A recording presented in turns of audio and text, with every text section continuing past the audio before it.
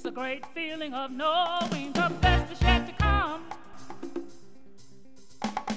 Giving you the best that we have.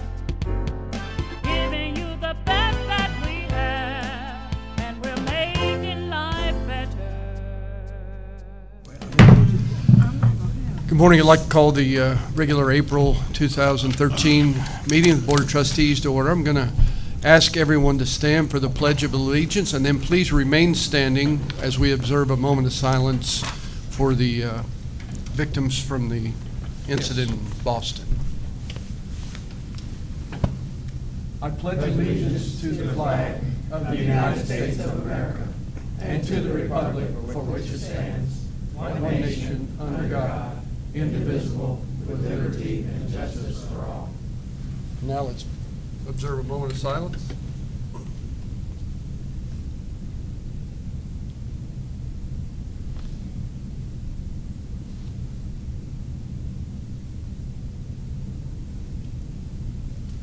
Thank you. You may be seated. Good morning, everyone. Good morning. Welcome to the meeting, and I'd ask Peggy to call the roll. Trustee Ash? Here.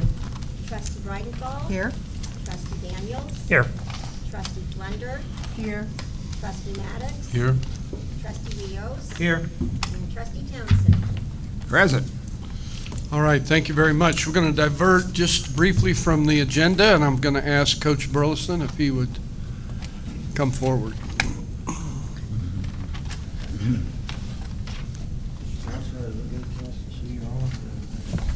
I got a good one. Thank you. I'm a knuckleball thrower. My curveball. I'm a knuckleball thrower. Yeah. Yes. I think my players and my colleagues would think that giving me a microphone is like putting wings on a rattlesnake. But I just wanted to say thank you. We've been everywhere with the college baseball team in the country. We played at every junior college in Oklahoma and Texas and Alabama, Mississippi, and Arkansas, and Missouri. We have the best baseball facility that I've ever seen at any junior college. There's another junior college in our conference that got an all-turf field this year. No clubhouse, no umpire dressing room. We just have the best of everything. We have a natural grass outfield, and our buildings and grounds crew who can fix anything and make anything look good, they're going to take great care of that, and all the other things that are around the outside of the facility. We'll take care of the inside of it. It'll be a wonderful thing for this college. It'll be a wonderful thing for the community. And I wanted to say thanks. All right, Coach. Well, thank you very much. We're very proud of it. We're all very proud of it, and we're very proud of our athletes and our coaches that represent us as well. We want you to have adequate facilities and the best that we, can afford or we can possibly provide. And we have received, I know I speak for all of my colleagues, we have received many compliments from the various people in the community that we know that have been by and seen the facilities. And same remarks hold true for the soccer field and the track and just the whole project, the whole body of work there. And so we're all very, very proud of it. And we thank you for your representation of the college as well. Any other comments, trustees? Anyone? You said it Okay. All right. Thank you very much. Okay, let's have an approval of the amendment or of the agenda. all. So move. Second. All right. All in favor? Aye. Any opposed? All right. Approval of the minutes. Move approval of the minute. Second. Okay. All in favor? Aye. Any opposed? All right. The motion carries. Item 5. Audience to patrons and petitioners. Do we have anyone that would like to address the board this morning? If so, please step to the podium. All right, seeing none, then we'll move to communications. President Givens. Thank you, Mr. Chair. We have two letters from Precision Construction and Contracting, LLC. I'll just read one of them. They were written to the team at KCKCC and the police. I, Brandon Jackson, on behalf of Precision Construction and Contracting, want to thank the team at KCKCC for the privilege of working with the school. Brian Bodie, Jeff Sixter, all coaches and maintenance staff and police have been wonderful to work with, and we look forward to working with your school in the future. We wanted to express gratitude for all the effort, contribution, and work that KCKCC put forth to help us do our job in a way that makes all parties involved walk away with a complete and successful project. Please let us know if there is any other way that Precision Construction and Contracting can be of assistance to KCKCC. We appreciate the opportunity to be involved in this project and hope that the school and all involved with the school will enjoy the new renovations to the fields for many years to come. Best regards, Brandon Jackson. All right, excellent. That's it. All right, thank you. And the President's report.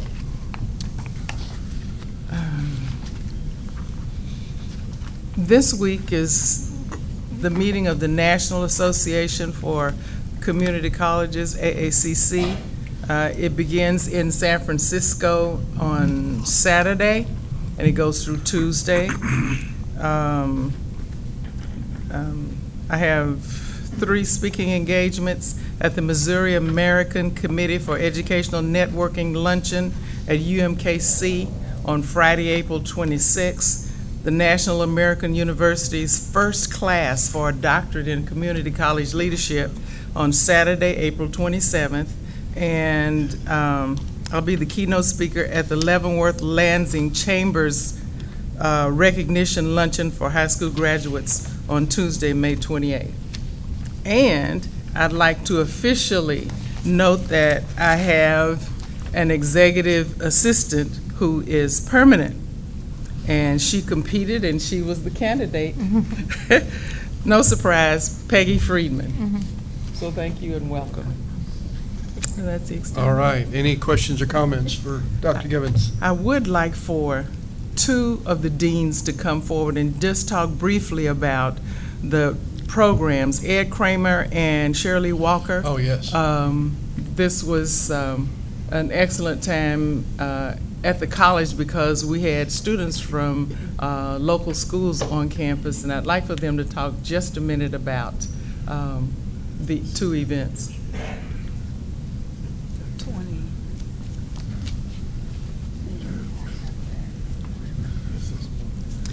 Thank you, Dr. Givens, and good morning, Board.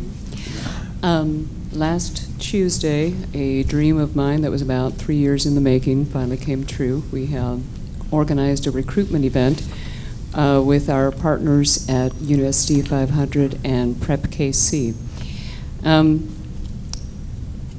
I think when it comes to recruitment, there are probably a limited number of folks on earth who really understand what that looks like.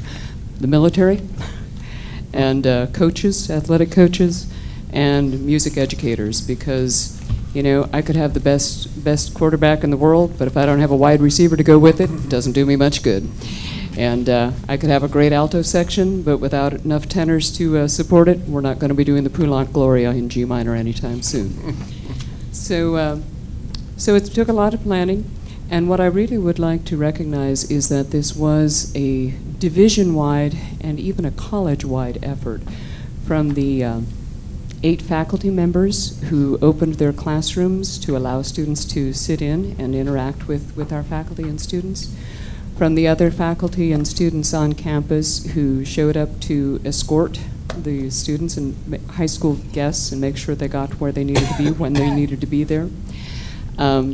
For Jim Mayer and Tasha Haas, who were gracious enough when we couldn't fit them in logistically to the rest of what was going on in the day, not to be left out, showed up, gave up their lunchtime and their students' lunchtime, in Jim's case, to perform for the students, and the students who served on the panel that had many interesting things to say, and informative. We're a team. We are a team in HFA, and I think we hit a home run with this one. Thank you so much. One of the students wrote in his comments, "This experience opened up my eyes to college life and what to expect when I enter. I learned a lot of wonderful things I can do with Photoshop, and I saw a lot of techniques I can use when I draw." So the students wrote wonderful comments also about the event. Good morning. Good morning. Thank you for letting me come up before you. The Saturday Academy had its 14th closing this Saturday, and that's a great achievement to me anyway. It's about 260 high school students now have graduated out of that program. We bring 120 in each year, 60 middle school, 60 high school students, and we had, to me, a crowning achievement because it was the first student that we've had that was accepted to UMKC's medical school program out of the high school group, young African American student, and we also had a student accepted into UMKC's dental school program. So that was a real big thing to me. We graduate about 17 students a year out of that program, but it's a mentoring process that works all the way up for these students. We hire some to work in the academy alongside of the teachers each year. I didn't know what I was getting into when Dr. David Klein asked me back in 1999 to start this Saturday Academy with a lady named Marcia Pomeroy. And it's been an awesome program, and I really thank all of the Board of Trustees for coming out because it was a great thing for you guys to be there.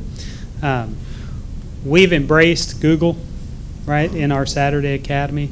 I sent all of you a link, I believe, in an email that shows you what we do each weekend.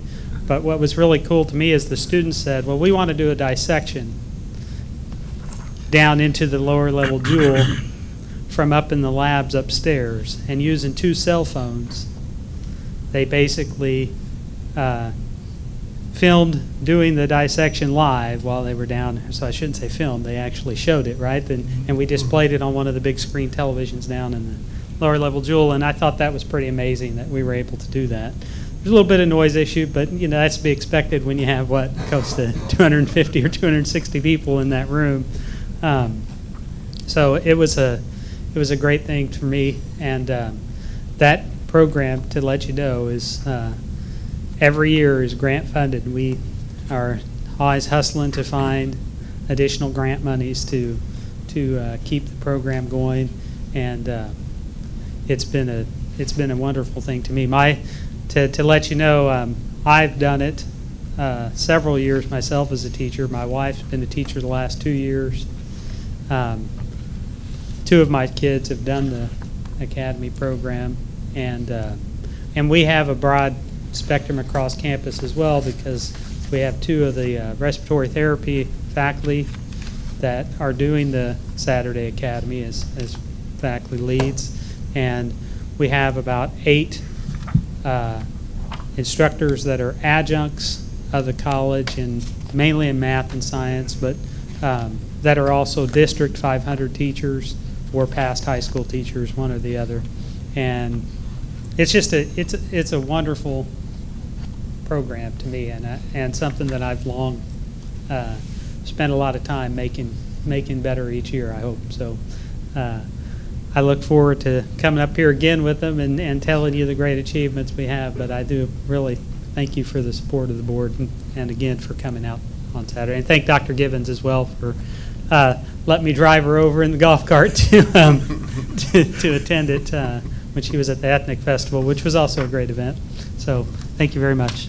All right. Board members' comments? Anyone?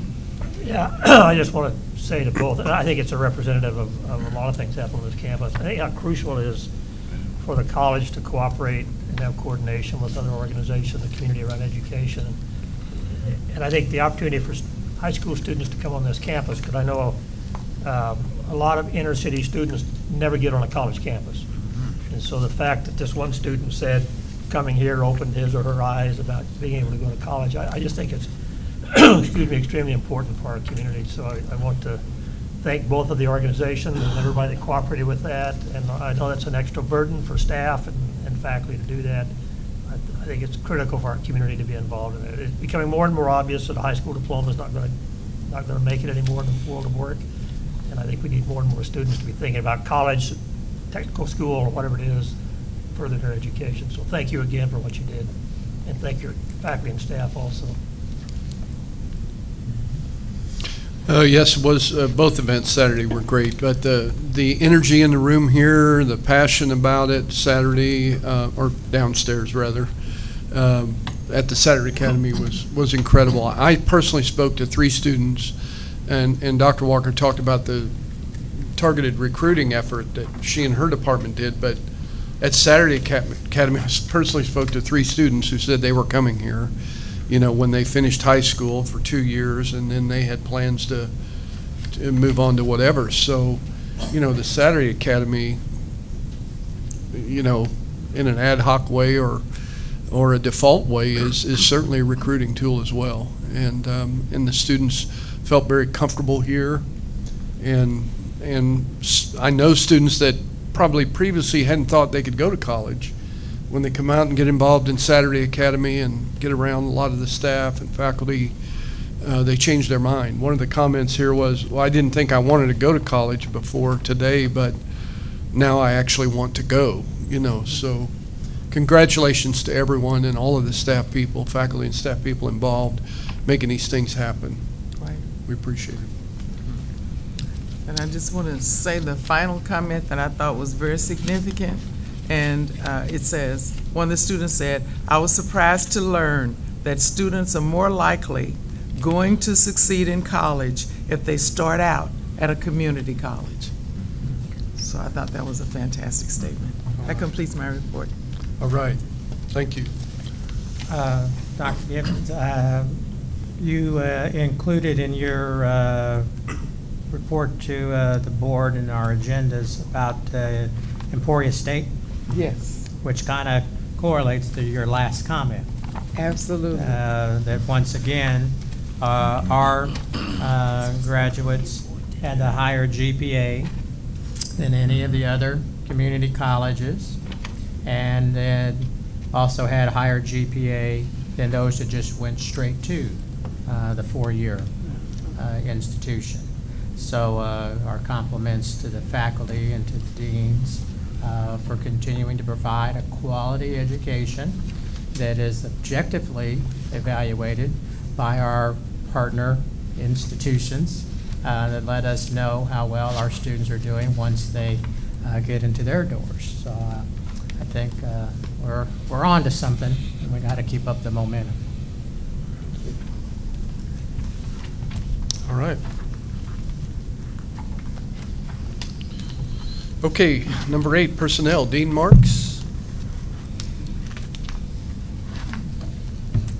Good morning. Good morning. Good morning. I'd like to draw your attention to the personnel report, item 8 on the agenda for your information, 8A 1 through 4, and requesting your approval of 8B 1 through 21. So moved. Second. Okay, Wendell's moved and Kathy's seconded. Is there any comment, question, or discussion? I'd like to request we hold number 20 until after executive session.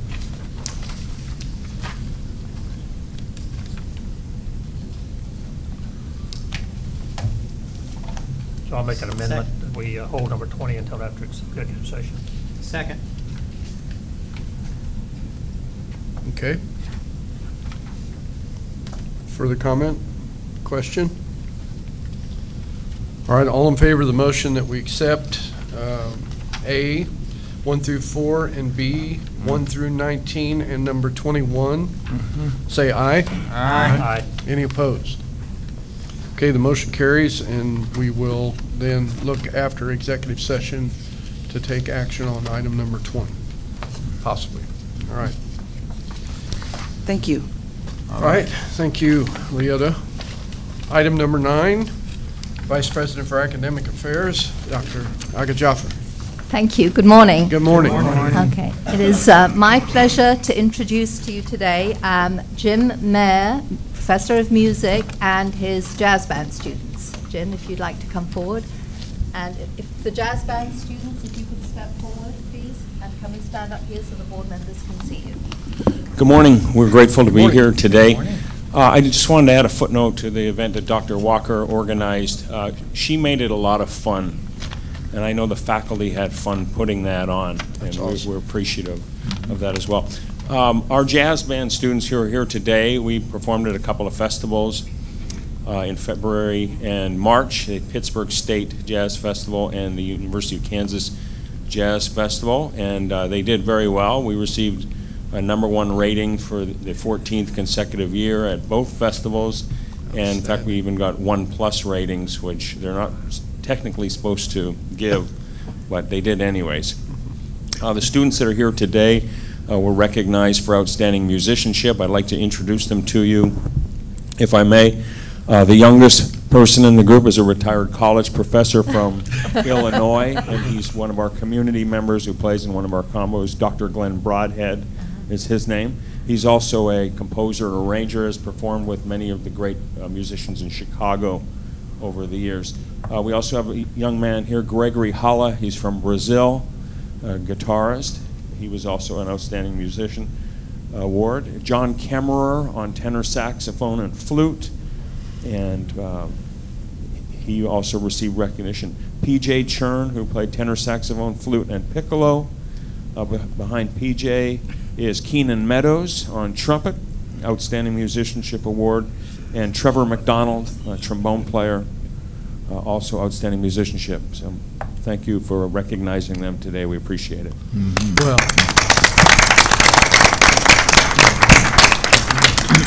Well, once again, Jim, it's this indication of the sort of excellence we've come to enjoy, I should say, and we expect, if you will, if in a respectful way we say that, and we appreciate your leadership as well as the commitment of all the students to this endeavor. Any other comments, board members? Yeah, congratulations to all the students. Great job of giving. I want to say something about Jim Mayer and his jazz work down at the lake.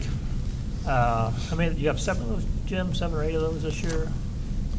We have 6 this year. We'll be starting it up in September next year. Hope to expand it to 8, the first Thursday of every month. Yeah, the people who went to those really were had a treat. Those were world-class musicians that came in and played down at our campus. And I think Jim deserves a lot of credit for promoting the college in general, because there were people who showed up at those events that wouldn't normally come on the college campus. It was great to have those people here. But Jim, just thanks a lot for everything you do. But I thought that Jazz by the Lake series was spectacular, and we're really looking forward to next year too. So thank you very much for doing that. Yes. I was at an event on Saturday, and somebody mentioned that I was from KCKCC, and they mentioned Jim Mayer, and they said, what a fantastic musician, but not only that, what an humble man, and how generous he is in sharing his talent with the community, although he's a nationally known musician. So that was a very good comment, so I thought I would share that with you. Wonderful. All right. Thank you all very much. Really. Thank you. Thank you, tomorrow. Our performing arts segment of our college, I think, is very under appreciated in general. I really think that there is so much potential for growth within those departments, and continuing that pipeline.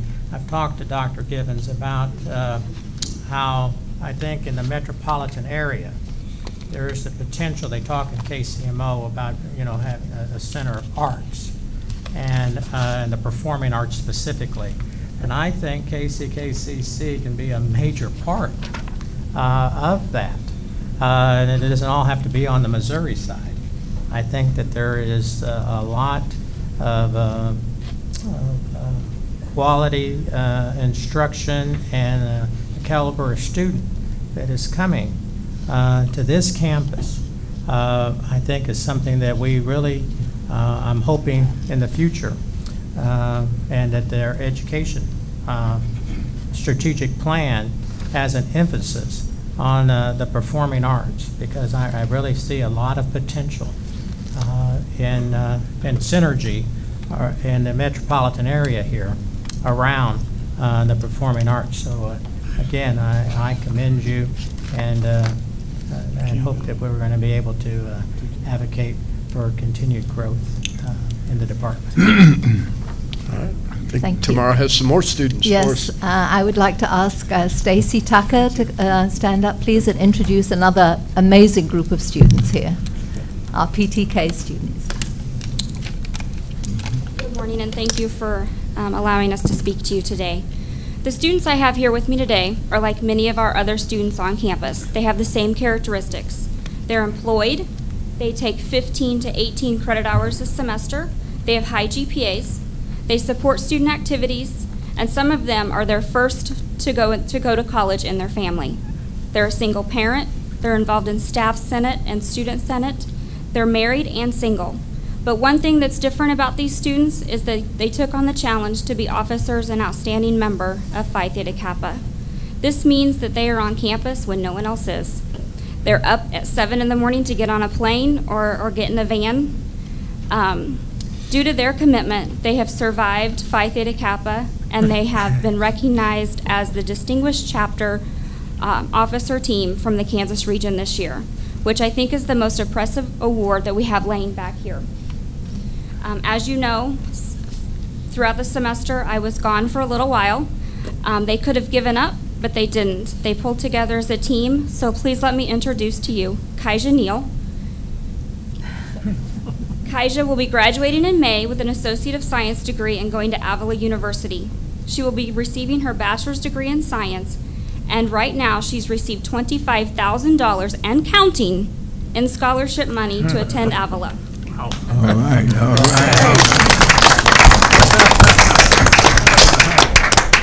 Kaija was also voted Officer of the Year by her peers.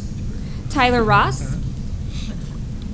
Tyler is a journalism major. He will be returning to finish his degree at KCKCC and will be a Phi Theta Kappa officer next year. Adriana Rodriguez is studying nursing. She will also return to KCKCC and be an officer for next year. Last, we have Ryan Proctor. Ryan is our outstanding member for the year. Ryan is majoring in engineering and will return next year to finish his degree and be a Phi Theta Kappa officer. We will start today with Kaija Neal to tell you all about our awards that we received throughout the academic year. Hi.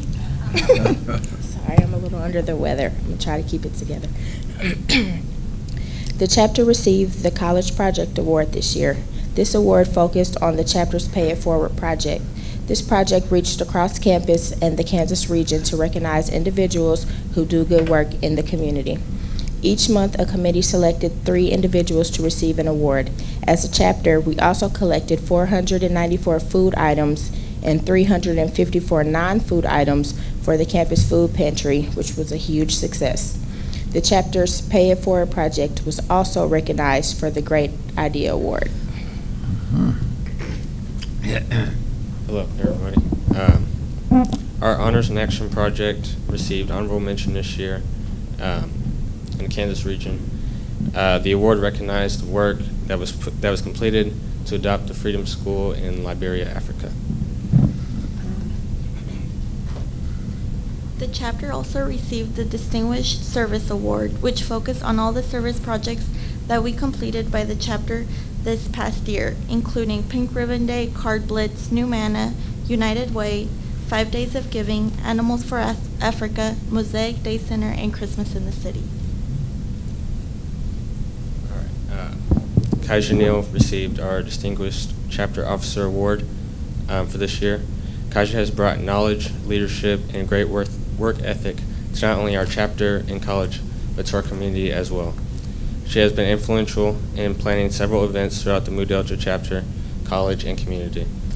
Kaja has participated in every community outreach event that has taken place this year.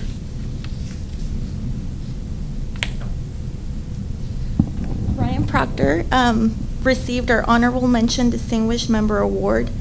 Ryan has given up his weekends to represent the Mu Delta chapter at our required student senate events, and his involvement has showed us, the officer team, that he has the skills to multitask in many roles, which he must demonstrate his leadership skills to apply the principles of Phi Theta Kappa in order to be successful. Ryan Proctor has been an exceptional part of this year's core work for chapter members. Our chapter received distinguished recognition for our yearbook this year, which included pictures and highlights of the year based on the study topic, the culture of competition.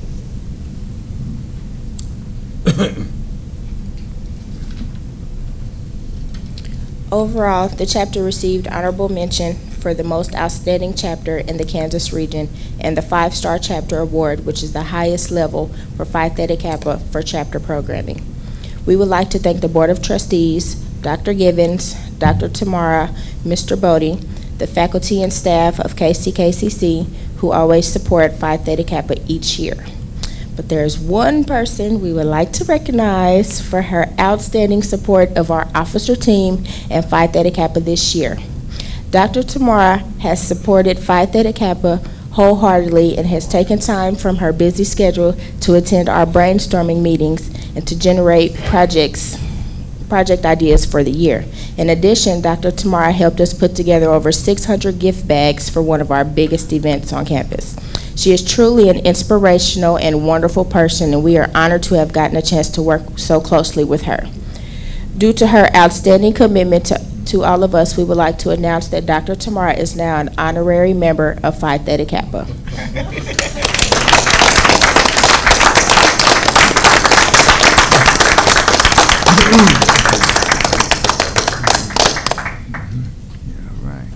And this concludes our presentation. Thank you for your time.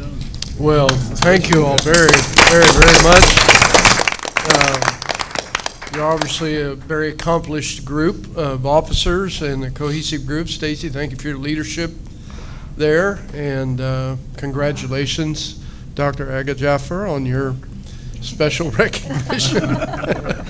And I'll open it up to other board members for comments so that Tamara can get composed. Well, I'm glad we got 2 returning.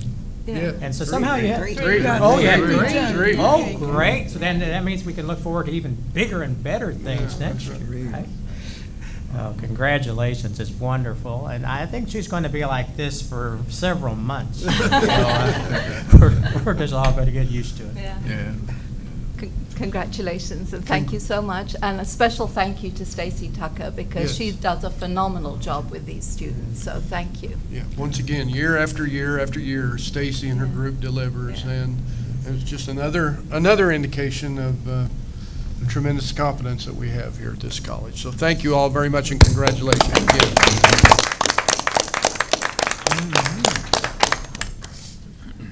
Okay. Now for the rest of my report.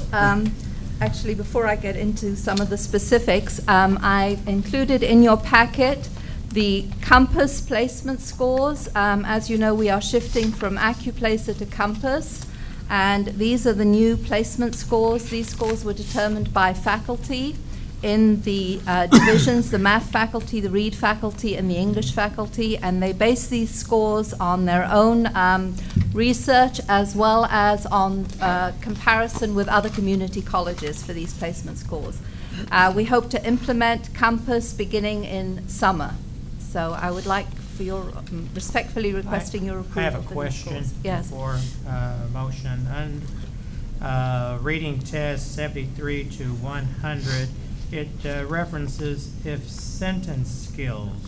Shouldn't that be writing skills scores? No, it's actually sentence skills. But it is sentence. But where's the, well, I guess I'm confused, because it has a writing skills test and the algebra and so forth, but where is the sentence skills testing criteria then? Sentence skills is part of what's the writing skills test, and there is a segment on sentences. And so if the sentence skills is less than 45, students must enroll in pre-com. So that correlates with what it says under the writing skills Yeah, test, yeah. but instead of saying writing skills, it says sentence skills. I will look into that. You see what I'm referencing? Yeah. I know You it know talks what about, you're- but it talks about sentence. I don't know if it's not, whatever, that's the terminology they use. That's whatever. the sentence Is skills. this how they refer to it? Yes. That's how it is in the, that's how it was in, Okay. that's how it was with the AccuPlacer as well, the sentence skill score. Okay. Mark, can you just tell us briefly the difference between AccuPlacer and Compass? What do you see as the kind of? Well, Compass is the one that is used by all the community colleges in Kansas, and we are basically. Is there a difference in content or expectation or level or anything between like Compass or their AccuPlacer? I'm all for it. I just curious why. I think with Compass, what happens is that you can actually dig deeper once you do the actual placement. Then you can go into deeper levels and figure out exactly where the student is weak, so that you can target it a little bit better. It is the one that is used by all the community colleges, and Kansas Board of Regents wants to have everybody using the same placement. So the results of this will be used by our development team as well as other faculty in developing programs for individual students. Right, and what we're hoping to be able to do is to do, as a result of the Developmental Education Initiative, is to maybe start doing some boot camp experiences in both math and reading and writing, so that students who test into developmental but very close borderline, maybe if they're exposed to like an intense 1 or 2 week boot camp, they might be able to test out of this. One of the things we've talked about in the past is that sometimes people that are taking the test don't understand the importance of it, especially the high school students. Any thought about how we might begin to address that with the high schools as to making students or helping students realize how important this is, that they do well on this test? I think that a lot of times, and that's one of the things that we're talking about with the boot camp as well, that students who do come in, especially the students who come in on the day of enrollment and take the test, a lot of times they will blow it off. Yeah. One of the things that we're looking at is through this intrusive advising as well, to be able to talk to students and explain to them the importance of doing your best on this test. That's one of the things as well that Dr. Brenda Kelly is working on with faculty as well, to impress upon students that this is not something you can blow off, because this is going to determine which classes you can and cannot take. We are also working with the high schools who are aware that we're going to be using Compass, and so. I think the other thing is Dr. McDowell's staff, and especially in the Academic Resource Center, they stress that this test places you. This isn't just the 11th time you've taken ACT or whatever. This is the real deal to place you in this college. And Dr. McDowell's staff stresses that to students as they come in. It may not get stressed as much on the person who waits till the last day and comes in and open enrollment, because we got 4,000 people going through and people get in a hurry. But if the students who come to the school before that day, they get told, it is emphasized to them that this is your placement test when they go to take the test. So thank you. Thanks. One other difference is that the administering the Compass, the rules for administering the Compass test are much more strict than for the AccuPlacer. Students, for instance, cannot have their personal belongings anywhere near them. So is it all computerized? It's all computerized, yeah. So thank you. Sounds great. Do we need a motion to accept Compass? To accept Compass? So moved. Second. Okay, we have a motion and a second to accept the Compass placement test. All in favor, say aye. Aye. Any opposed? All right, and the motion carries. Okay. Congratulations. All right, thank you. Now to be specific about my report, I've got an update for you. On April 11, we had representatives from KBOR coming in and doing a Perkins data audit They kind of tour to the different community colleges to check on Perkins, and they came here on April 11, and we got a letter April 15 saying that basically we passed the audit. So that's all good news. So thank you to the research staff who put all of that together. I don't know where Dr. Min is. I think he's somewhere in the back, but he and his staff and Mary Lawless worked hard, as well as Donna Shawn. So that was good. We also have some good news about our physical therapy and our respiratory therapy. We had 2 on-site teams visiting at different times, and they were very, very impressed with what they saw, and very impressed with the report that was submitted, the self-study. The other thing I want to talk about is the HLC conference that Dr. Min and I attended, not this weekend, the weekend before. We did a presentation at the annual conference on Sunday, and there were about 150 people present in our session. And since we've gotten back, I have received emails from people who had attended the session asking to receive a copy of our PowerPoint. And we even received emails from people who hadn't attended the session but heard about it and said, could you please send us your PowerPoint? This phase of our reaccreditation, phase 1, which is the quality initiative, concludes in June 30th. We have to do a report, which we've already submitted to HLC. We've submitted a draft, and once HLC approves it, then I will be happy to share that report with the board. I don't know if you have any questions on any of my... Nope. Any questions comments? or Well, comments? Tommy, this is kind of a congratulations day maybe, but your item about the Innovation Summit that took place here a week or so ago, also want to congratulate Dr. Hunt What and year do we? Marissa Gray and Jay Matlock for putting that on. I mean, When is our credit? double the number of people were here. I think a lot of excitement and innovation around that. So 2015. that was a good job. And the TEDx program, it wasn't really our program, but was also put on by that group. So I think it's 2 more instances where we had a chance to bring community people on board, business people, innovators onto our campus, see the good things we're doing. So Marvin, congratulations on both those events. Thanks. And I'd also like to say that I don't know if it was a direct result of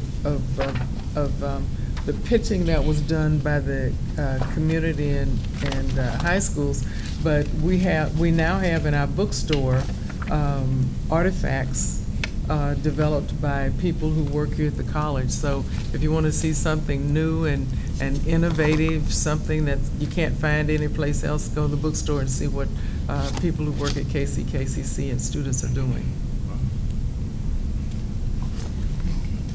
Question was asked down here. When does our reaccreditation come up? Is that 2015? 2015. Yes. And we've already been contacted by HLC to choose a date. Right. And Dr. Givens, has selected November 9 through 10, 2015 as her first option, and November 2 and 3 as the second option. So, yeah, Okay. 2015 is when we have to be ready. Okay, if there are no other questions or comments, need a motion? I move we approve the Vice President's report. Second. Okay, we have a motion and a second. All in favor? Aye. Any opposed? Thank you. Thank you very much. All right. Thank you. Mr. Bodie. Thank you. I'd like to start off this morning with an introduction, please. Tony Tompkins, the new athletic director, got here last week and has hit the ground running. And so I wanted to make an introduction of Tony to the Board of Trustees. And I'd also like to introduce Valerie Stambursky, who in the interim period did such a great job for us as the interim athletic director. All right. Welcome. Thanks, Valerie. Thank you. In your packet as attachment B is a draft of a new policy on drug testing for athletics. This was put together. Excuse me. We'd like to hear from the new athletic. Oh, okay. All right. You'd like to, Voice, yes. if he's got a speech, let him have at it. Anybody that wants to do this. How you doing? Good morning. Everybody's caused commotion on there back about. So just want to introduce myself. Thank you for allowing me to work here and come here. I'm just excited about this opportunity. So far got the chance to meet the coaches and some of the athletes, and I believe we have a tremendous amount of potential here in our athletic department, and want to continue to raise the standard of excellence and prepare our students to get a four-year degree after they get their associate's degree and move on, and also raise the standard in terms of where we sit nationally in the competitive realm on and off the court. And right now, currently, what I'm doing right now is trying to get as much data and analysis of what is going on with each of the coaches and program. Currently, we're doing a gap analysis, kind of a snapshot of where they are currently and where they want to be in the future. And then we'll focus on that middle of how we can get to that point. And that's kind of what we're going to be focused on right now. Got lots of meetings I got set up with throughout the campus, but so far the people have been great, very helpful. The three back there, Matt, Valerie, and Rodney, I've leaned on them right away, and they've just been extremely, extremely helpful and very professional, and I'm just looking forward to moving forward. So. Comments, questions? I won't put you on the spot, but okay. do you plan to develop a plan to recruit local athletes? Yeah, I mean that's part of our plan. We want to. I believe we can build a fence around our county and make sure that we're focusing on our county and getting the best students that we can.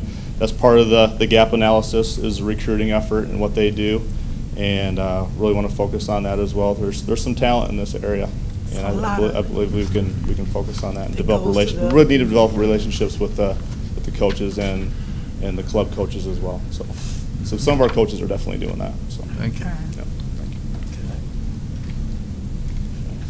Thanks, Tony. Anyone else? Well, Thank you. Thank you, Tony. Welcome. as we were saying. Okay, Brian. I don't know, it was about, Drug testing. it was about 8 months ago.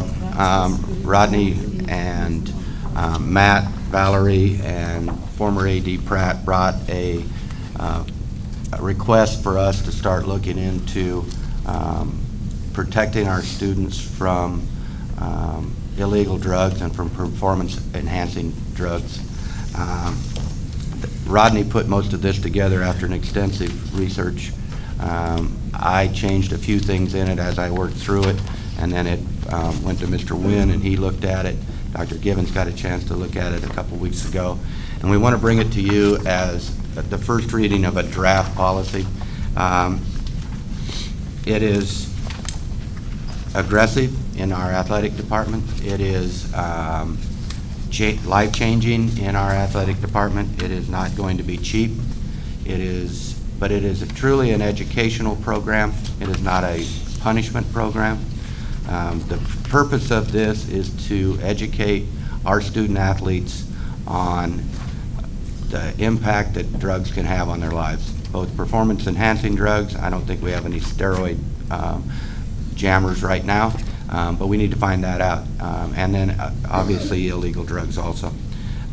It's a comprehensive policy. It provides for safe havens. If a student thinks that he may have an issue or knows that he may have an issue, there's a provision in here to allow the student to come to us first.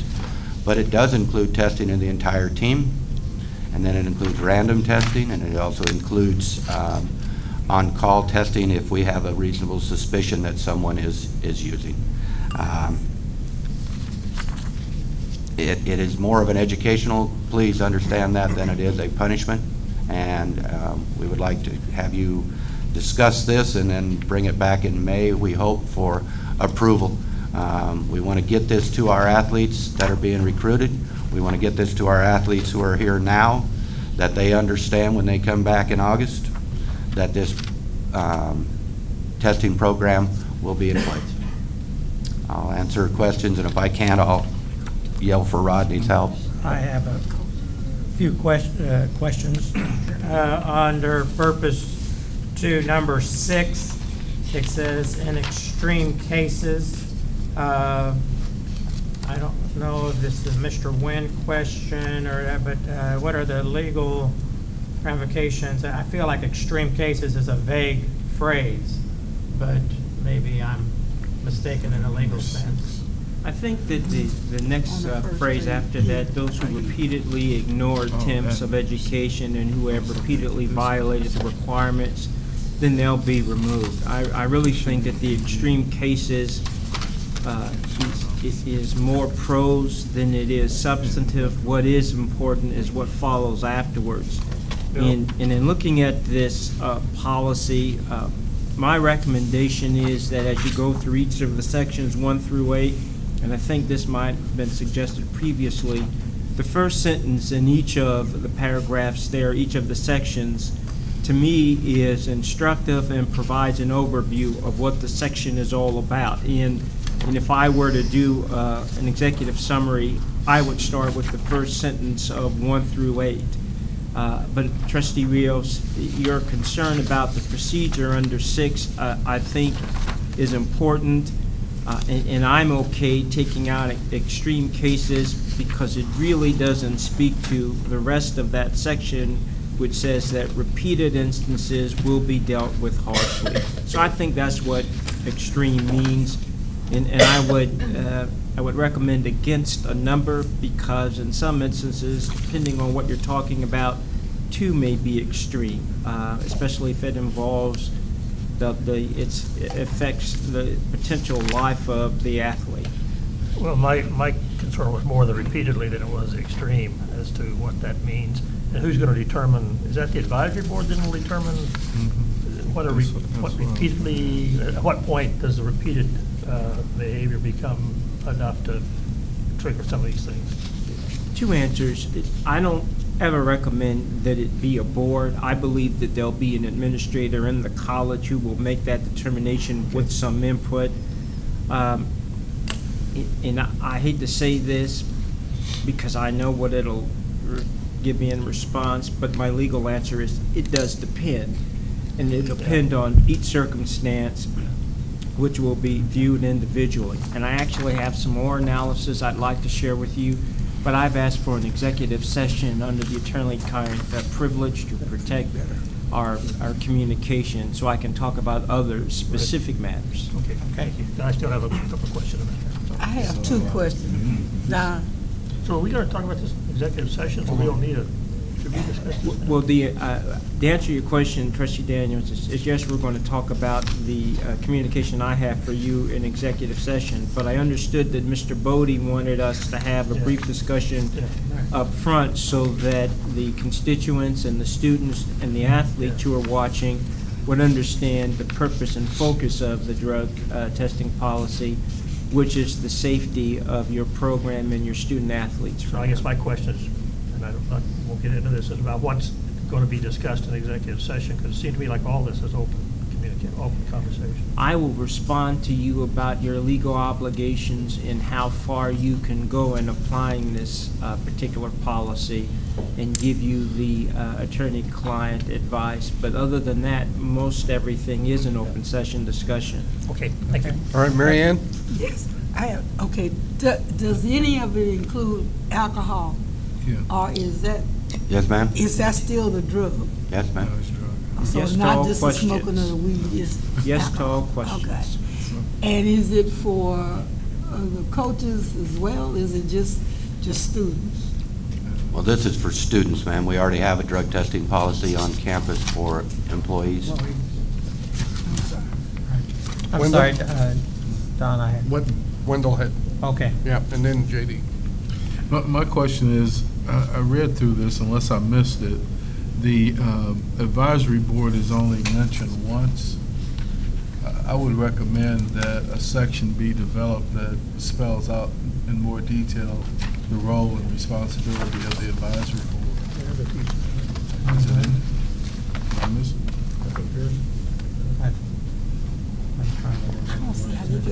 Number 10. Yeah. It's in number 10? Yeah, it's at number 10.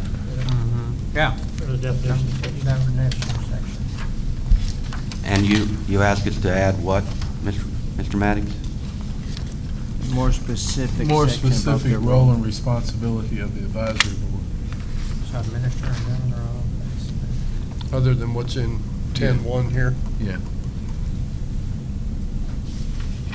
Okay, thank you. And do you have any idea who's going to make up that board?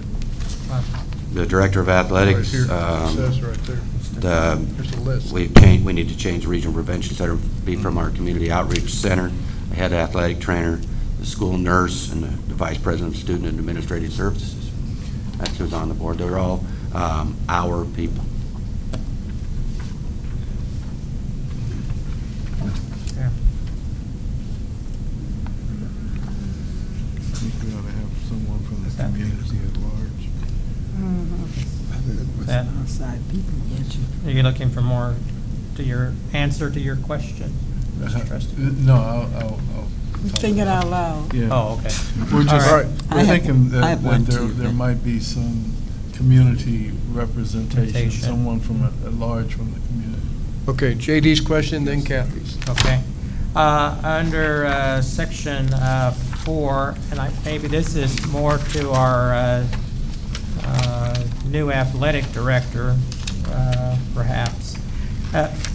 Throughout the policy, it references student athlete. But in section 4, it talks about the student manager, the athletic training student, any individual receiving aid from the athletic department shall participate in this program, which sounded to me like more than just the phrase student athlete. So my question is, should there be another term throughout the document besides just student athlete, if in fact these other individuals who may not actually be what I would term players are also part of this policy? First of all, I guess I should make sure I'm understanding it correctly. You are. And then secondly, or is it just in your world of jargon universally accepted when we say student athlete that you're including the managers, the interns, the various people that then are articulated in the listing but are not in the rest of the document, except for number 4, which, as I've heard the Vice President speak, is really the thrust of the overall policy. And we can look at the wording there because, we included anyone who receives aid, and perhaps what we need to do then is to change the wording. I think for brevity, we used student athlete, and we didn't put student managers, athletic training You students. just or define anything. athlete to include all of the people that you've mentioned. 2 words and we'll fix that, Trustee. Fix two- the two word- definition. Fix the definition. I mean, am I making sense in what I'm trying to Yes. communicate? I'm Yeah. sorry. But I just want to make sure, because I think it is important that it is an inclusive policy, but that everybody is understanding that up front, and that so that there's just no If they receive aid misunderstanding. from the college, they can be defined as a student athlete even though they do not go on the court or the field. We can do that. Okay. And Trustee Rios, I think that was understood, but we'll clarify that. And that's not unusual in these policies. For example, the state has a policy where the governor, lieutenant governor, and attorney general are all part of the pool who may be tested so that the rest of those employees have confidence in the system. And I believe in one of your other policies on campus pertaining to employees, there's some language that broadens the net of those who may be called up for random tests as well, those who are in higher offices or hold higher positions. And then my last question, appreciate the trustees' patience, but this safe harbor program, Paragraph 8. paragraph 8,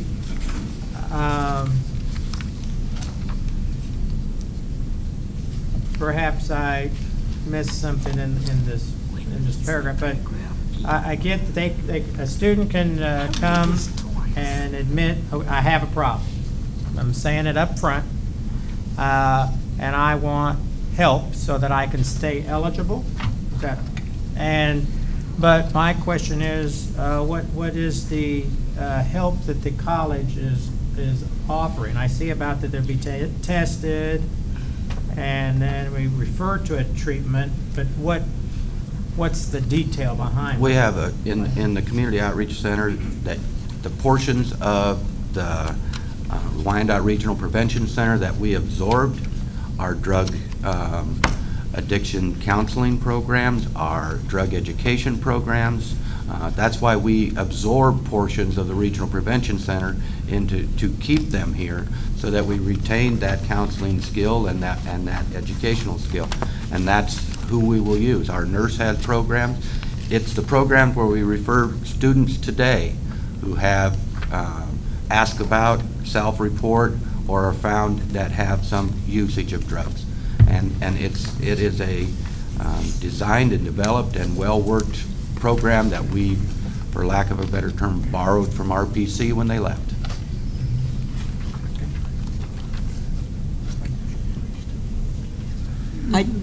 Kathy has a question. I just had a real quick question, a clarification under isolated team testing. It says for the purposes of testing a specific team for the following reasons, postseason championships. I don't quite understand that as a reason for testing. It must go beyond that. I understand item B, but I was just trying to understand why postseason championships would be an indicator for specific testing. If suddenly our high jumper was going 6'4", and he went to the national championships and he went 7'3", and won the national championship, we might want to find out if he juiced. That's nicely, that's not a team event. But that's not a team. But that is a team event. The track team. But you could do it to the basketball team if they would have it. It just gives us flexibility, ma'am. Okay. It is a way for us to do that. And if we were asked nationally to do it or something, we'll win our first national championship, and then we'll take a look. I was going to say, I know our coaches can get them to improve that greatly once we get there, right? Is that good, Kathy? Yeah. Any other questions? Yeah, I have a question about number 5, the prohibited drugs. Talks about illegal drugs, medically prescribed drugs, lawfully purchased over-the-counter drugs. The last sentence says, all such drugs are incompatible with the integrity of the KCKCC athletic program. And then over in 9, we talk about medical exceptions, but there would be exceptions when students have a legitimate reason, so I'm not sure why we say these are incompatible. That a prescribed drug that's been prescribed by a doctor and lawfully purchased, if they're lawfully purchased, why would those be incompatible with our program? There is a list of banned substances that can be, in fact, prescribed. Purchased over the counter. But, yeah, I agree with that, but that doesn't mean they're incompatible with our program. This seems to say all such drugs are incompatible with our program, and all of them will not be incompatible with the program. There will be some drugs prescribed and so on that will be legitimate. Okay, we got a response. Legal drugs. Okay. That is meant if someone is using someone else's prescription drugs illegally. Teammate uses. Yeah, need to say that then, because it doesn't read that way now. Okay. If you're saying that, I can sort of understand it, but if this doesn't say that. It'd be the misuse of a prescription drug, yeah. Yeah, I agree with that totally, but Okay. it doesn't say that. Thanks. All right, so, 5 working. I got it. Okay. Thank you. All right. We're just wordsmithing, you know, so we Gotta have it right. Gotta have it right. This is not something word. This is something serious. Yes. I mean, you need to have the wording right on this stuff. That's right. So, yeah. We're committed. And then you will have a budgetary estimate of what this new policy is going to. Friday. As I talked to Roddy, we're looking at, it could be upwards of $50,000 that we're going to have to find to do this. It just depends on how, we know how many teams we were going to test. It just depends on how many tests we would have to do inside or additional tests that we would have to do. They're more expensive if you bring someone on campus to test. It's sure a lot easier to bring in a company to test here while the students are here, as opposed to putting them all in a bus or a van and taking them to someplace.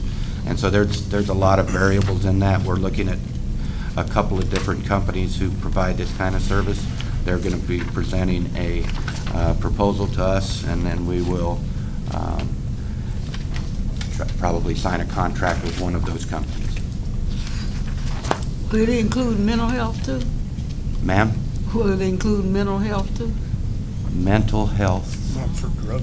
Behavioral health care services will be one of the items considered.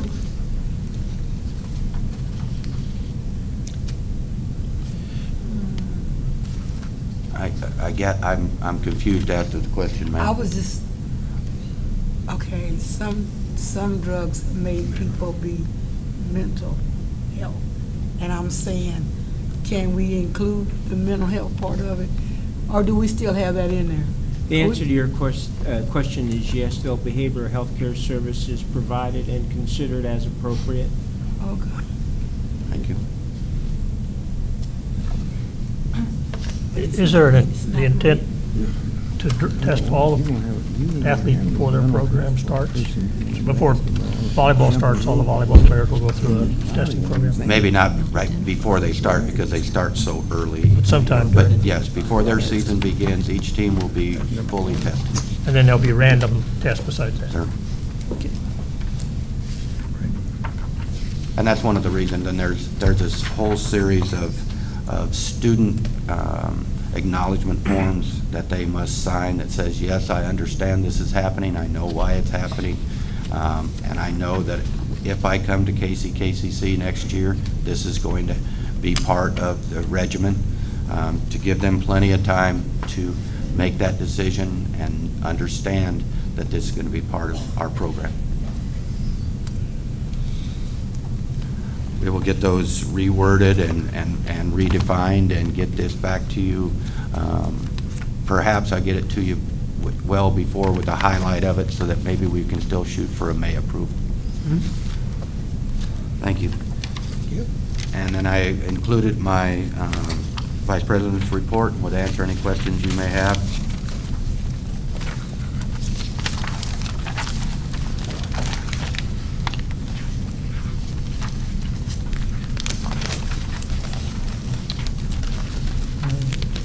Move acceptance of the Vice President's report. Second. This is Have a a dumb motion. question, Brian. Well, what's the blue cattle truck? Oh, yeah. It's the, I think it's a 1994 blue Ford box bed truck that has racks on it, and its name is the Blue Cattle Truck. Blue Cattle Truck. I don't think I've seen the Blue Cattle Truck around. You don't see it very often because it's a challenge to keep running. That's funny. All right, I have a motion, and I believe I heard a second from J.D. Any other comment or discussion? All in favor? Aye. Any opposed? Okay, the motion carries. Thank you, Brian. And then under 11, I ask for your approval for the payment of the bills as presented. Move approval. Second. Okay, I have a motion and a second. Discussion or questions? All in favor? Aye. Any opposed? All right, motion carries. B, the financial report. Ask for your approval of the financial reports. On the financial reports, the Finance Committee has done its monthly review. Expenditures are maintaining a steady pace at about 3.2 million. I would note under the cumulative budget report, institutional support at 19% and facility support at 19%. We should be at about 25%. Let the trustees know that part of the reason for the institutional support is that we do have our bond interest payment under institutional support at this juncture, which was $845,000. So that is something that just so you're cognizant of why the percentage is where it's at. And the facility support, there is a number of different items that were paid for in that month. $35,000 for renovation in the nursing department, $70,000 for interest on our buildings as we're improving the facilities. Of course, we have to insure them. Then we had $65,000 in safety items. These were cameras that were put in the residence halls, the hallways of the facility, and by the administrative suite. We also have incurred more traveling expense. The spring is a heavy time for our athletes in traveling. And also in the scholarship, I would note there, you see that we are actually out of balance in the scholarship, which, you know, that's kind of a mixed bag. It's kind of a good thing that we're giving out a lot of scholarships, but part of the thing is that we have advanced the athletic scholarships, and so we usually look for the teams to do fundraisers to replenish that fund, which is, as you see, out of balance of $253,000. And so we'll wait to see what revenue is generated, and then we will inform the board as to any budgetary adjustments. But for the overall total of the budget is in very good shape at 29% remaining, where we should be at about a quarter. So as far as having enough to cover all of our expenses at this juncture, we are in good shape. The electrical use, you probably noted, was up for each of the months within the first quarter of the year. But overall, again, the kilowatt hours are at a 5-year low. Our amount that we are paid is a 5-year high. and the cost per kilowatt hour continues to also be up. But it does speak to the fact that continuing research on energy conservation is necessary as we move forward, and we will probably be talking to the board about ways that we can continue to advance savings in energy so that we can hopefully help the budget out. So I request approval of the reports, please. So moved. Second. All right, we have a motion and a second to accept the report. All in favor? Aye. Any opposed? And under 11C, recommendations, I ask for your approval of 1 through 6. Mr. Chairman, I would respectfully request that we look at recommendations 1 through 5 first, do number 6 separately, as well as, of course, item D would be separate.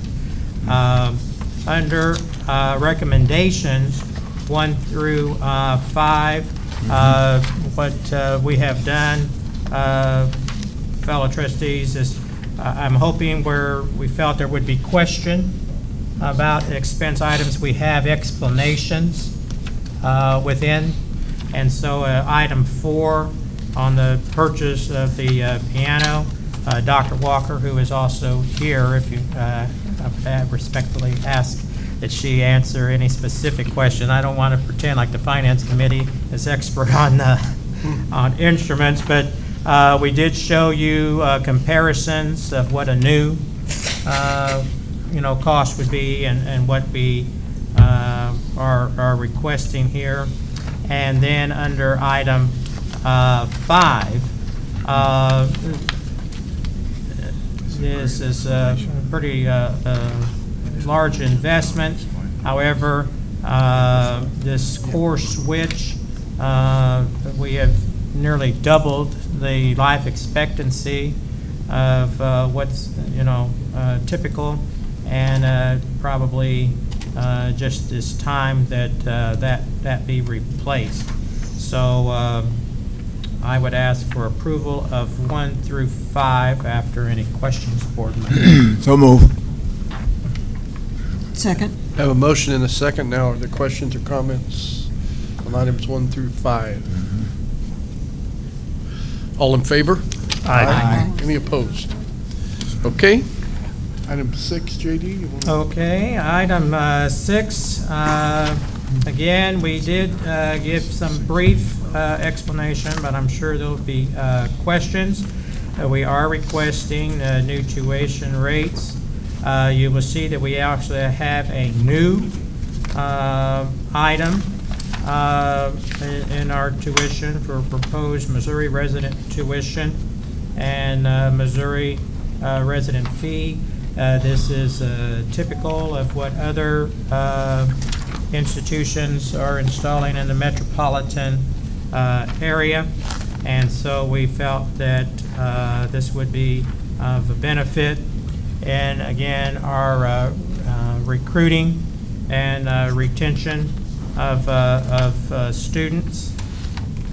We do find that given the projection, which our board chair has been providing information to us out of Topeka, and what it looks that is going to be coming down the pike, or lack thereof, of funding, and what is needed for us to shore up the budget, that we are needing to request an increase in tuition.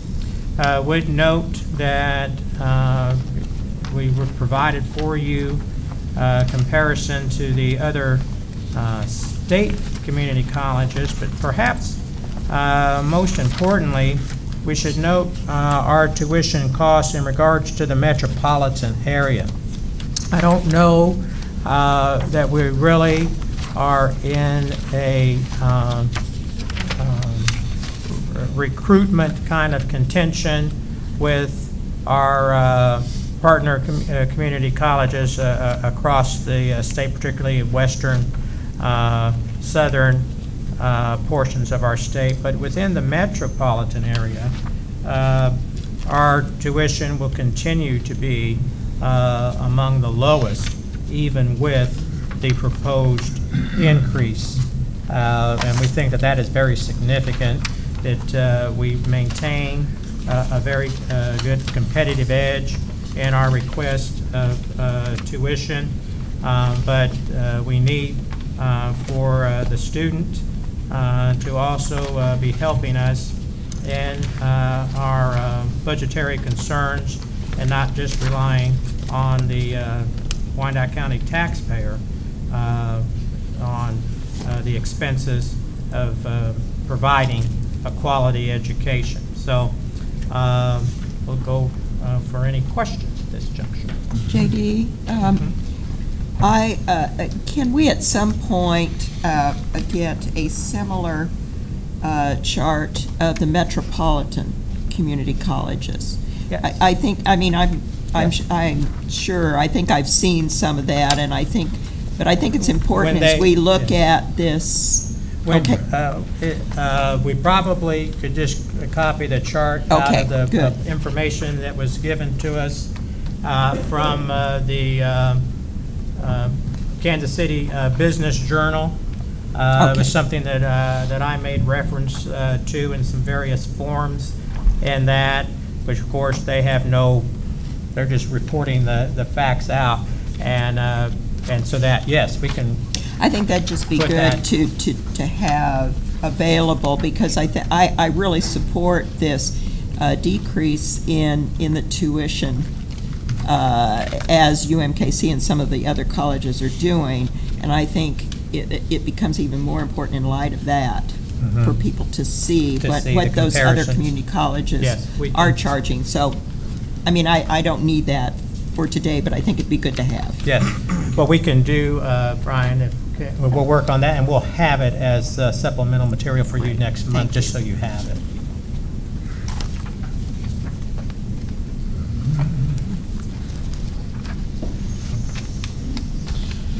Other questions about this item number 6? Mr. Chairman, I move approval of the request with the understanding that Missouri resident includes only Platte, Clay, Jackson, and Johnson counties, Missouri students. This is going to be by zip code. We've already restricted those down. The only way we can do it is by zip code because some of Johnson County is way far away. And Well, I just think the motion ought to read that it's specific to those 4 counties and not just Missouri. Oh, yes. Thank you. All right, we have a motion. Clyde has seconded. Are there other questions, board members? All in favor? Aye. Aye. Any opposed? Motion carries. Thank you. And under number D, or letter D, number D, letter D, we have, you want to take it, or? Well, again, a finance committee and the facilities committee had joint meeting over the proposed bond issue. Again, you have received information in regards to this item. As the board has been updated on the progress of our Technical Education Center building, we have run into some unexpected obstacles, literally, in the construction process, and even with the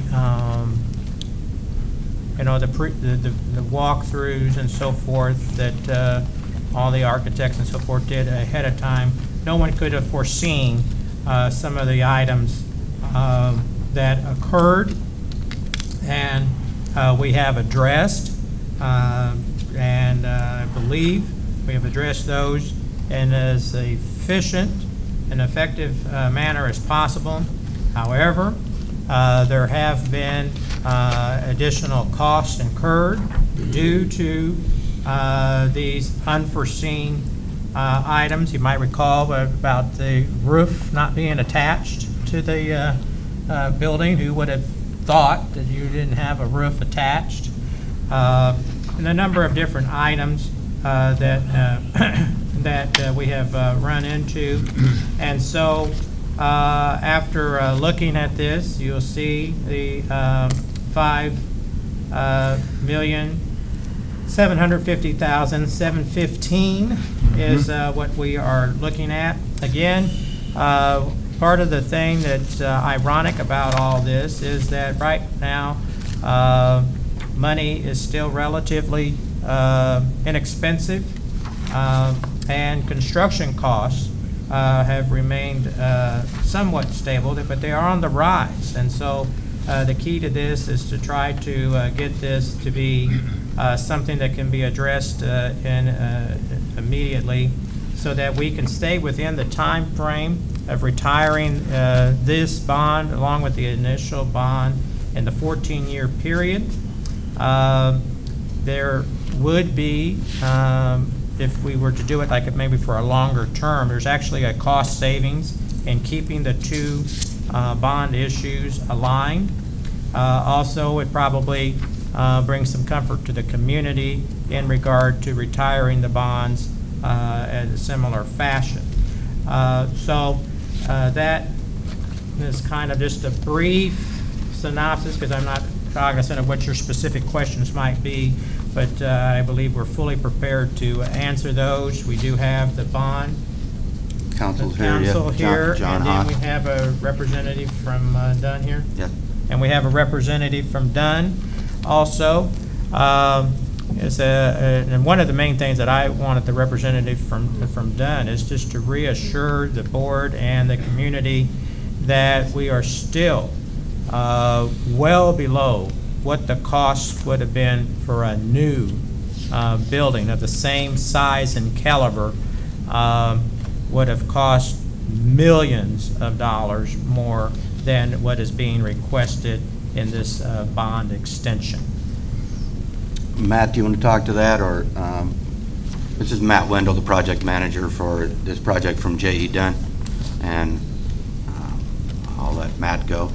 Would you state your name, Matt, and Sure. company and address for the record, please? My name is Matt Wendell. I'm the J. Dunn project manager. Work downtown at the head office at 1001 Locust in Kansas City, Missouri. And Brian discussed with me to go through the exercise determining what it would cost to build the new technical education center that we have down at 65th and State, Tech 1, as well as the automotive repair and collision repair up the hill. We went back through J. Dunn's cost history matrix.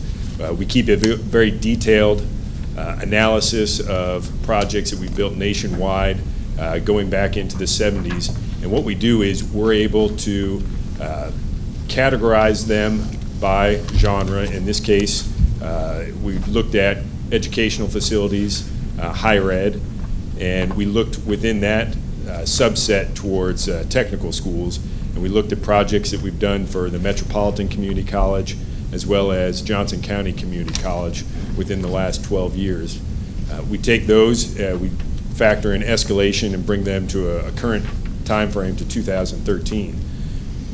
We were surprised to see that the cost per square foot on the new technical education center, if we were to build new, would be close to $250 per square foot. And what that equals to is almost $38 million for new construction on a 150,000 square foot footprint.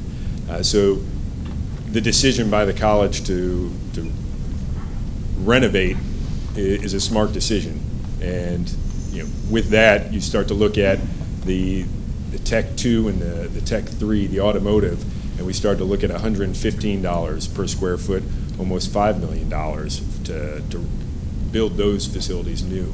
So there's certainly a large financial savings as we start to look at this cost history matrix to renovate versus building new.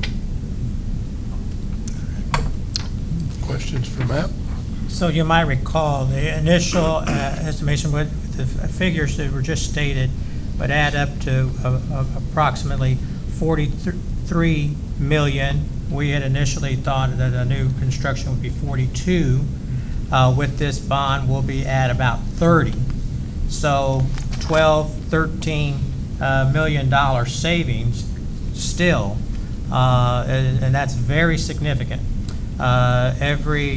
Just to let you know, every dollar of tuition brings in about $100,000. So you can do the math in that regard. A mill brings just over $1 million. And so you're 12, 13 mills you're discussing with new construction versus what we've been able to accomplish. And so, just trying to bring perspective to this thing. This isn't something that we're jumping up and down for joy on, but I do want to make sure the attachment D, the last page under attachment D, gives you those costs, those items that we were talking about that were unforeseen, or we determined needed to be added to the project, and so hence why we are having this discussion this morning. If I could add one thing also, in that total that Matt just gave you, $4 million were spent on the athletic area too, out of this bond money. So if you add that to that, that would be a $47 million total set of projects that we're going to look for about $31 million. What's the tax implication? It's about $400,000 a year. It'd be 4/10 of a mil, and or we make it up somewhere in-house. But 4/10 of a mil would be that number. So are you saying we would not have to raise our mill levy by 4/10 to pay this off? Well, I am going to recommend that you do, yes, sir. Okay. Do you have to? No. I mean. Well, that's my question, was it being recommended? It would be recommended, yes. You know, I'm questioning, I understand we had a lot of things were unknown when we started, but that last section down there, 1,325,000, we didn't know when we built this, we were gonna need a lockers, security, AV, cosmetology, and furniture. I guess I'm having a hard time understanding why those weren't figured in at the beginning. They were figured in, sir. They're just not yet paid for. So we didn't pay for them up front? Well, no, sir, not until they're delivered. None of those have been put in. But I mean, why wasn't it included in the original bid, in the original bond issue? If we knew they were going to be there, why are we now coming in 3 years later, adding this in when we knew up front that we were going to have to do this? Because we have spent more money than. It was originally in, It right? was originally in. We've had overruns in other areas. And the other areas have cost us enough money. We don't have the cash without going into the colleges to get to these. The only one that probably would be the 200 for, or the 300 for the welding exhaust was something we did not know. We knew we were having welders that needed to come in. We didn't know that the welding exhaust would be that high an item. And then security and audio-visual were not part of the original thing because we hadn't designed them yet. So those 3 items, yes, were not known, but security and what? audio-visual, ma'am. The exact costs were unknown. Can you, Couldn't been okay, asked. on the overruns, maybe we knew, beside the roof, take the roof out, because we understood about that. But where do the other overruns come from?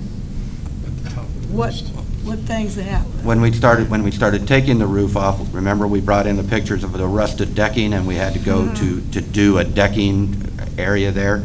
I think the 2 big ones that we didn't realize, other than that, obviously, the fact that we couldn't find any reinforcing bar in the walls. We had 30-foot tall walls that we couldn't find any rebar in.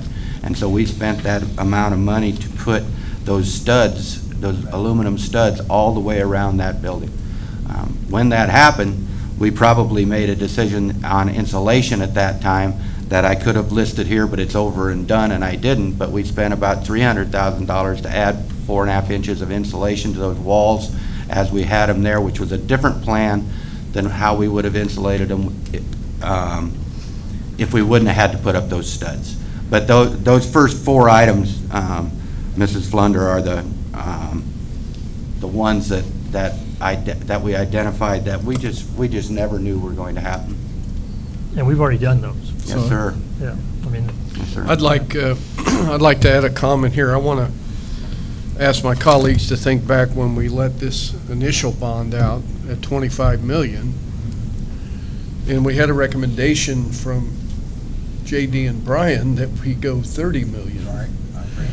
And that was initially brought to us because we all know people that have bought a property and rehabbed it, and it takes more time and it ends up costing more money and you put more effort into it. But we said, let's go conservative, and then we can always spend up to whatever those additional expenses are, because what if they're not $5 million? And so that was our approach initially, when we got into this and when we started this. And then Brian and Dunn and everyone has kept us apprised, particularly these items that Tech won in the first several items, and particularly the 4 items that Brian just highlighted there. So we have been apprised along through this project of these overruns and unexpected, details. And so where we are at today is at $5.625 million additional being requested, which will spend us up to 31.2-ish. right, 31.2 mil, which is still a bargain according to Matt at 43 million, and if you add the 4 million from the athletic, we're at 47. So that's the full picture there. That's the total picture, and I don't want anyone to forget the historical background of that, because initially those guys down there said, you know what, it's 25 million, but I think we ought to go 30. because we're going to have some unknowns. And we said, no, let's go conservative, and we'll spend up to it if we get there. So we are there. Mr. Chairman, Dr. Daniels asked a question on financing and the potential for raising the mill levy. I'd like to have more information about that, specifically what we're talking about doing before I can vote on this. Okay. Well, again, probably the budget workshop is going to give more detail on that. There are options, but the recommendation is so clear from Finance Committee, and it's only the Finance Committee, so I'm not saying, is that we would increase the mill probably about $0.5 On the capital side? On the capital side. But that's not going to happen until our budget workshop? Well, because we'll discuss, we could cut some programs and do some things to keep within the current budget, but we can't, we're not at a point today where we can discuss what we might cut in order to pay this. With that being the case, I'd make a motion to table this until Friday, April 19th, until our budget workshop, and until we have a better understanding of the financing. Because if we're talking about cuts and mill levies and other types of financing, we really need to know what we're talking about, what we're voting on. So that's my motion, Mr. Chairman. I second that motion. Okay, we have a motion and a second to table item D here in the proposed resolution until the special meeting in the budget workshop on August 19th. Are there discussion or comments? And I guess one that I would initially think of is, what does that do to our timeline? April 19th. April 19th. I'm sorry. Postpone the Well, vote. here's my concern about this. We don't, as much as I'm not happy about it, we really don't have a choice on this. I mean, most of this we've already done. This is going to be things that have to be in that building to be successful, to have a really good quality building. I'm not happy about a 4.4 mil levy. I'm not frankly happy about some of the way it's been, anyway. But I don't see how we can not do this. Because, we can't say now, we're not going to pay you for work already done. We're going to have the things that are listed here. It's one of those things you almost just have to hold your nose and vote for it. Because it's what we have to have a quality program out at that school. Maybe we didn't do the right thing in the first place. That's beyond what, and the thing about, I frankly think the idea that we saved a lot of money by doing this is irrelevant at this time, because we knew that was the case. That's why we did it. We knew we were saving a lot of money by doing this rather than building a new one. That wasn't, so, again, I appreciate where you're coming from on that, Wendell. I just don't see where we have a choice but to do this, because this is what we contracted for. And the reason I brought John here is to remind me of good things. Please remember that today, if you read this resolution, the resolution says you are determining the advisability of financing this project. You will not approve this project today. You will not approve this bond today. What we're asking for you today is for you to approve the publication and our study of advisability of that. That will get us past this Friday, but it allows us to put this in the Wyandotte News 2 weeks in a row and start a 30-day protest period.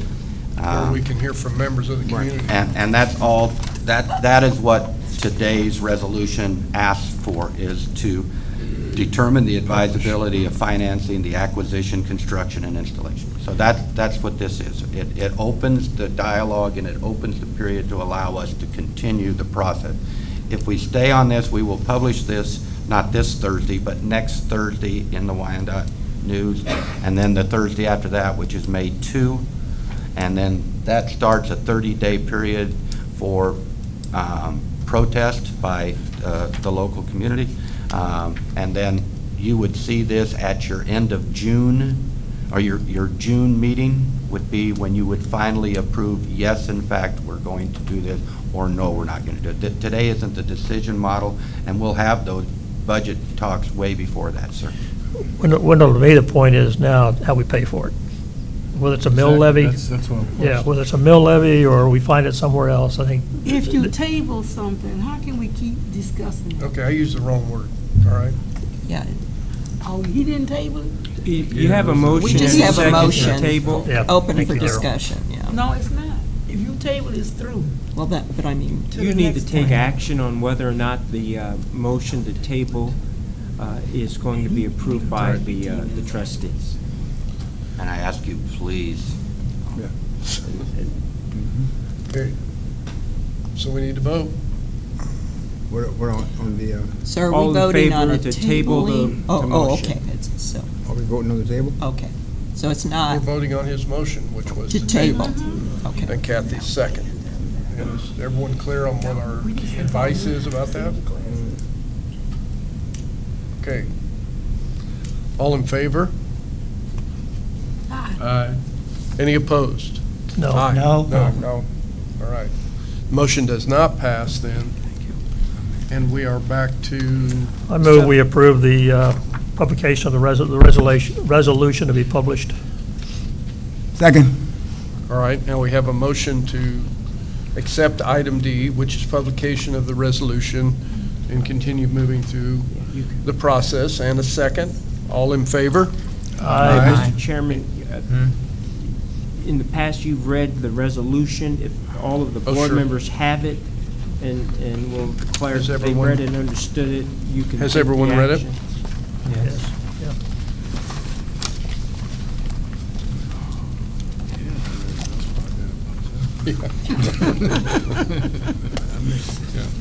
All right, for the record, I'll read it then. Resolution of the Board of Trustees of Kansas City, Kansas Community College determining the advisability of financing the acquisition, construction, and installation of improvements to and in connection with the Technical Education Center on the college campus by the execution and delivery of a lease purchase agreement. Whereas the Board of Trustees of Kansas City, Kansas Community College has considered the need of the college and its residents to acquire, construct, and install improvements to and in connection with the Technical Education Center on the college campus, and have found and determined that the improvements are in the public interest.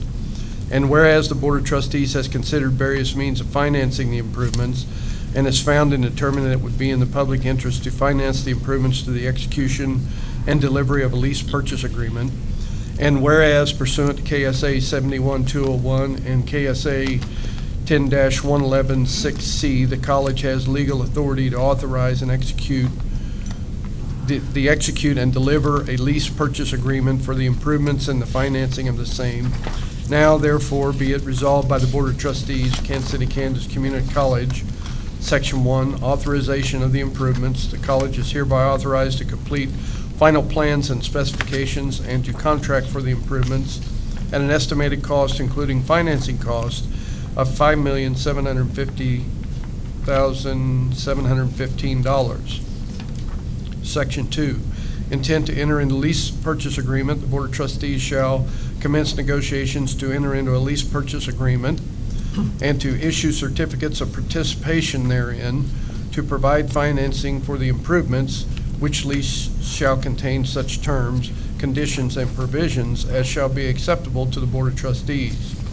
Ranson Financial Consultants, LLC, is hereby designated as the financial advisor to the college for the purpose of entering into such negotiations with a suitable lessor. Section 3, conditions to execution and delivery of lease purchase agreement. The execution and delivery of the lease and issuance of the certificates is subject to the publication and protest period requirements of KSA 10-11-6C. Adoption of a resolution approving the forms and authorizing the execution of the lease and execution and delivery of such legal documents as may be necessary in connection with it, the terms of which shall be satisfactory to the Board of Trustees and the lessor named therein. Section 4, declaration of the official intent.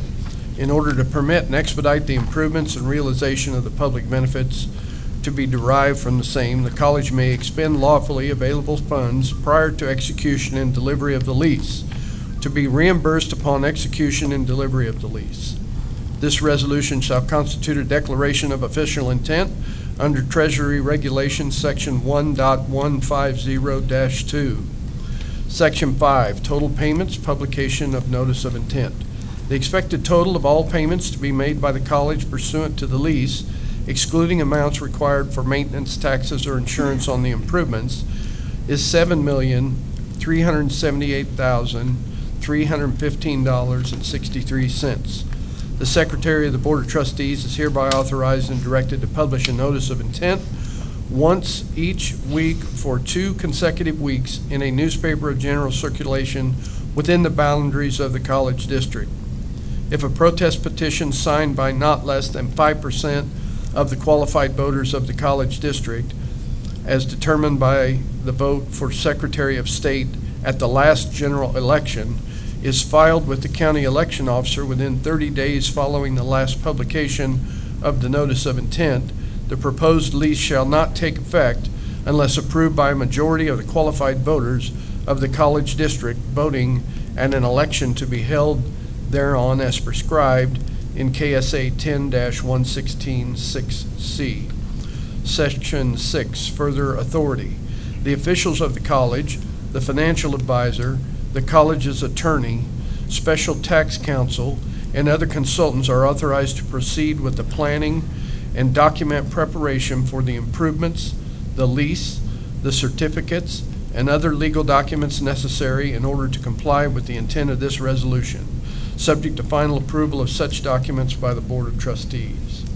Adopted by the Board of Trustees, Kansas City, Kansas Community College, the 16th day of April, 2013. Ready to call the question? All in favor? Aye. Any Aye. opposed? Motion carries. Thank you, Brian and JD. Thanks, Matt. Thank you, Thanks, Matt. John. Appreciate that. All right. Okay, I think we're report on committees. Do you have any committee reports? I have been giving you my reports via email. I've just been forwarding everything coming out of ACCT and, bless you, and KACCT and anything from KBOR and so forth. So it's been quite an interesting legislative session so far, and we'll keep up with it. You note that Governor Brownback is tentatively scheduled to make an appearance on the campus on April 25th. This was information just became available late yesterday afternoon. I forwarded information to you and asked Dr. Gibbons to keep us apprised when we know details about the governor's visit. That, yeah, it'd be really valuable to know that as soon as possible because of the Advancement Council meeting. It'd be great if he was visiting around that time. I know that may They not. haven't announced I his know schedule that. at all. I know. They haven't announced the trip finals. Yeah, I hope we'll know that soon. Now, I will make note that we're one of only 2 community colleges in the country on that tour, Butler Community College and us. So. Any other committee reports?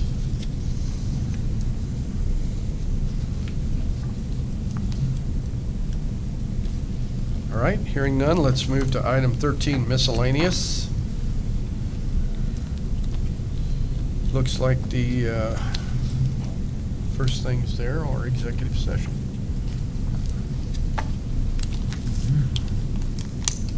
We need a motion. Need a to move motion? to executive session for the. Yes, the first executive session will be under the personnel exception to the Open Meetings Act to protect the privacy interests of the individual involved on the matter, which you have tabled at the request of Trustee Daniels, and I imagine that would last 10, 15 minutes, given the time we would travel and come back. Action is to follow. Following that with the invitees, other than the senior staff, would be Ms. Marks and representative from the Tech, Cliff Smith, as well.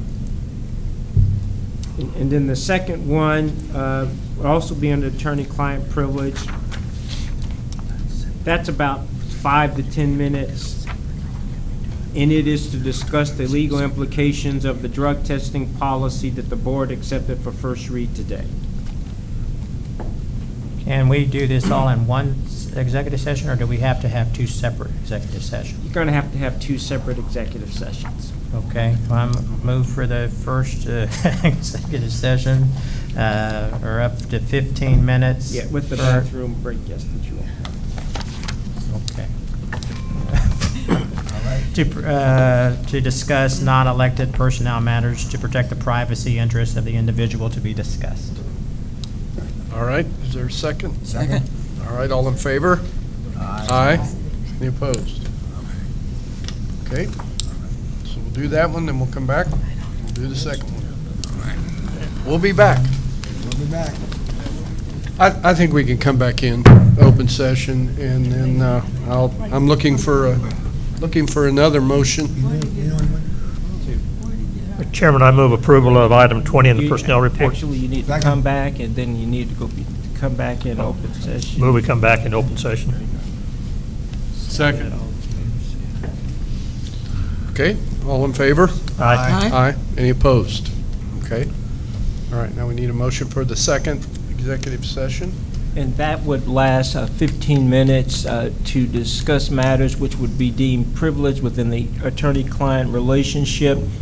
One is specific fiscal matter. The other is a matter pertaining to your drug testing policy. And as to this, again, the senior staff, and for the very first part of this session, I would also ask Patrick McCartney to come in for 5 minutes, and then he'll be excused. Should we do number 20? You're part of them too. Number 20 on the personnel report? Can we do that? Yes, you can, Dr. Yeah, Dennis. I'm going to move approval of item 20 in the personnel report. Item C20, is that what it was?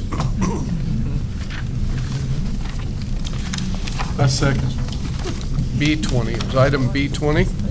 All right, we have a motion and a second to accept item B20 under the personnel report. All in favor? Aye. Any opposed? All right, so ordered. Then I move an executive session, what Darrell said. How much time? 15 minutes. 15 minutes. 15 minutes. Second. With possible action to follow. With possible action to follow. All right, a motion and a second. All in favor? Aye. Any opposed? All right, we'll be back. Okay, we're back. We're back. We're back in open session.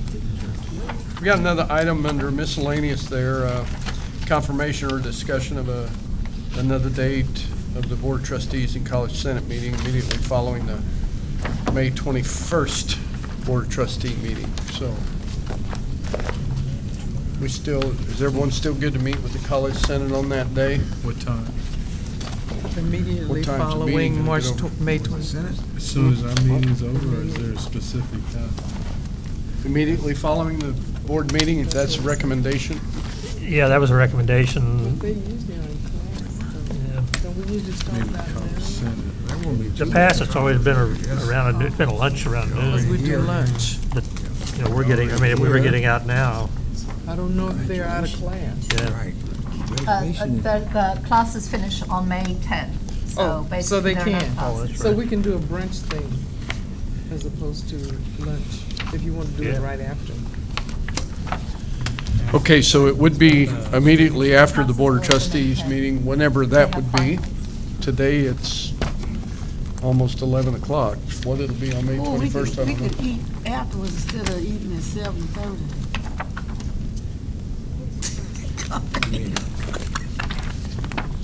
Oh, it's too early in the morning.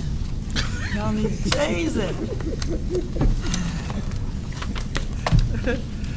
Keep saying that. By consensus then, are we good to meet with the College Senate? What is the date? 21st. Do you have an agenda, Trustee Flynn? April the 21st. May the 21st. May the 21st. Tuesday, May the 21st, 2013. Let's see. we gonna meet at? Sometime immediately following the Board of Trustees meeting. Okay. That's with the Senate, state Senate? I mean, Usually we meet in that corner room downstairs, 2325. That's usually where we meet. Okay, I think we're in agreement then. We'll confirm that. Okay, any, item 14, any unfinished business?